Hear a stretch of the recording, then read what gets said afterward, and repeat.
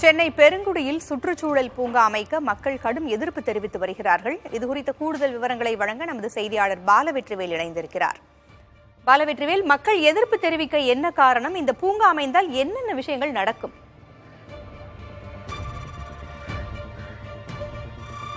பூங்குழலி தென் சென்னை பகுதிக்கு மிகப்பெரிய ஒரு குப்பை கூடமாக அமைந்திருப்பது பள்ளிக்கரணை சதுப்பு நிலத்தில் அமைந்துள்ள பெருங்குடி குப்பை கிடங்கு. கடந்த 30 ஆண்டுகளுக்கும் மேலாக பெருங்குடி குப்பை கிடங்கு சுமார் 225 ஏக்கர் பரப்புல அமைஞ்சிருக்குது. பல்வேறு பகுதிகளிலிருந்து வரக்கூடிய குப்பைகள் அங்கு குவிந்து வருகின்றது. குறிப்பாக 30 மீட்டர் அளவிற்கு குப்பையினுடைய உயரம் அதிகரித்து வருகிறது. எனவே அங்கிருக்கின்ற, அதாவது பள்ளிக்கரணை சதுப்பு நிலத்தில் இருக்கின்ற நிலம், நீர், காற்று போன்றவை மாசடைந்து வருவதாக பல்வேறு அறிக்கைகள் வெளியாகி இருக்கிற நிலையில சென்னை மாநகராட்சியின் சார்பில் பெருங்குடி குப்பை கிடங்கில் உள்ள ஒரு பகுதியில் பயோ மைனிங் மற்றும் பல்லுயிர் பூங்கா அமைப்பதற்கான திட்டம் வரையறை செய்யப்பட்டிருக்கிறது.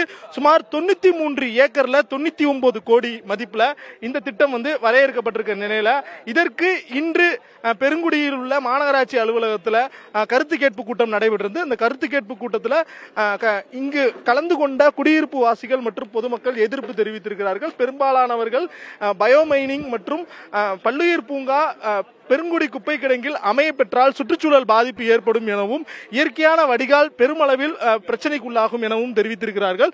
இது குறித்து நாம் நேரடியாகவே இங்கு கருத்து கூறியவர்களிடம் கேட்டு தெரிந்து கொள்ளலாம். குறிப்பாக ஐயா வணக்கம்.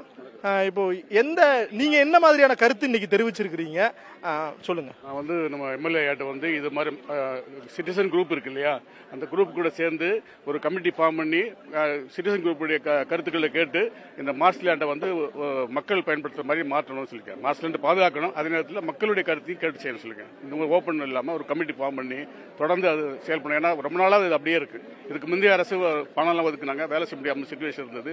அது கூடாது, ஏன்னா அது மாற்றணுன்றது நமக்கு. சோழிங்கநல்லூர் சட்டமன்ற உறுப்பினர் அரவிந்த் ராஜ் நம்மோடு இருக்கிறார், அவரிடம் பேசலாம். சார், இன்னைக்கு கருத்து கேட்பு கூட்டத்தில் பெரும்பாலான மக்கள் அதற்கு எதிர்ப்பு தெரிவிச்சிருக்காங்க. நீங்க எப்படி கன்சிடர் பண்ண போறீங்க? பூங்கா அமைக்க போறீங்களா? இல்ல, பூங்கா அமைப்பதற்கான அரசு ஒரு திட்டத்தை வகுக்கிறாங்க, அதற்கான முன் ஏற்பாடுகளை செய்யறாங்க. ஆனா பொதுமக்களுடைய கருத்துக்களை கேட்க வேண்டும் என்பதுதான் இந்த கூட்டத்துடைய நோக்கம். கருத்துக்களை கேட்டிருக்கிறோம். அவங்க இதெல்லாம் மார்ஷ்லேண்டாவே இருக்கட்டும், மார்ஷ்லேண்ட்ல நம்ம எந்த விதமான செயல்பாடுகளும் இருக்க வேணாம்னு சொல்லியிருக்காங்க.